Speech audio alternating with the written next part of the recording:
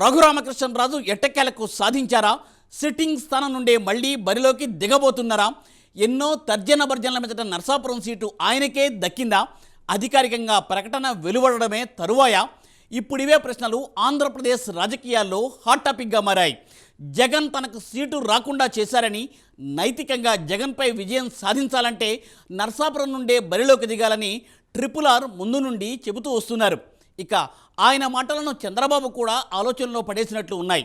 అందుకనే ఎంతో శ్రమకోర్చి బీజేపీ పెద్దలకు అనేక ప్రతిపాదనలు చేసి మరీ రఘురామకృష్ణరాజుకు నర్సాపురం సీటు వచ్చేలా ప్లాన్ చేశారనే టాక్ వినవస్తోంది. ఇప్పుడు ఇంతకీ రాజుల కోట నుండి రఘురామే బరిలోకి దిగనున్నారా?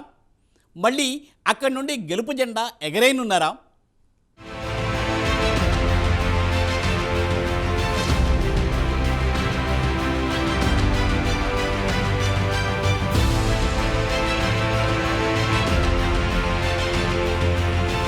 ఐదేళ్లు జగన్ పాలనపై ప్రాణాలను పణంగా పెట్టి పోరాడిన రఘురామకృష్ణంరాజును ఎంపీ బరిలో నిలిపేందుకు చంద్రబాబు సర్వశక్తులు ఒడుతున్నారు.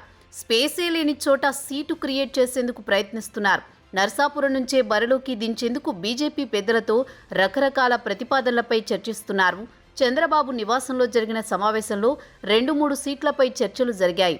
అందులో ప్రధానంగా నర్సాపురంపైనే చర్చించారు.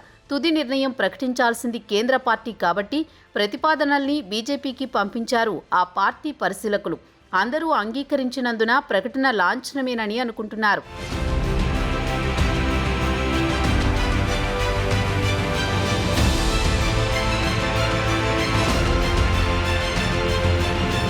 నర్సాపురం లోక్సభ స్థానం టీడీపీకి ఇస్తే ఉండి అసెంబ్లీ సీటు బీజేపీకి ఇస్తారు.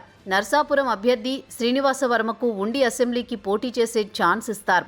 అప్పుడు శ్రీనివాసవర్మకు న్యాయం చేసినట్లవుతుంది, రఘురామకు న్యాయం చేసినట్లవుతుంది.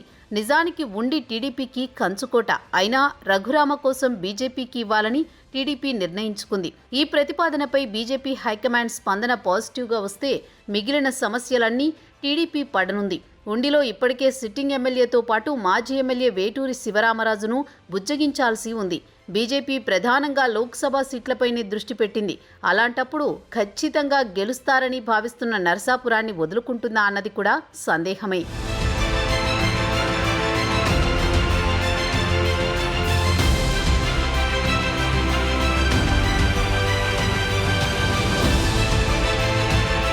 అయితే మరోవైపు రఘురామను కాదని వేరే అభ్యర్థికి ఛాన్స్ ఇవ్వడం వల్ల బీజేపీ ఇబ్బంది పడుతోందన్న రిపోర్టులతో ఎవరు గెలిచినా ఎన్డీఏ కూటమికే కాబట్టి బీజేపీ పెద్దలు కూడా ఈ ప్రతిపాదనను అంగీకరించే అవకాశం ఉందని అంచనా వేస్తున్నారు. ఇప్పటికే పార్టీ నేత సిద్ధార్థ్ సింగ్ నర్సాపురం ఎంపీ స్థానానికి ప్రధాని మోదీ అధ్యక్షతన పార్లమెంటరీ పార్టీ తీసుకున్న నిర్ణయం మేరకు శ్రీనివాసవర్మకు కేటాయించమని చెప్పుకొచ్చారు. అక్కడ అభ్యర్థి మార్పు ఉండదని స్పష్టం చేశారు. అయితే తాజా చర్చల్లో సీటు మార్పుపై చంద్రబాబు నుంచి ప్రతిపాదన రావడంతో ఇప్పుడు బీజేపీ నాయకత్వం తీసుకునే నిర్ణయానికి అనుగుణంగా తుది నిర్ణయం జరగనుంది. దీని ద్వారా ఉండి స్థానం రామరాజుకు ఉండే అవకాశం లేదనేది స్పష్టమవుతోంది. దీంతో ఇప్పుడు ఉండి స్థానంలో పోటీ చేయడానికి బీజేపీ అంగీకరిస్తే శ్రీనివాసవర్మకు, అంగీకరించకుంటే రఘురామకు దక్కుతుందనే సంకేతాలు కనిపిస్తున్నాయి. 18వ తేదీన నామినేషన్లు ప్రారంభమవుతాయి. ఆలోపు మొత్తం ప్రకటన వచ్చే అవకాశం ఉంది.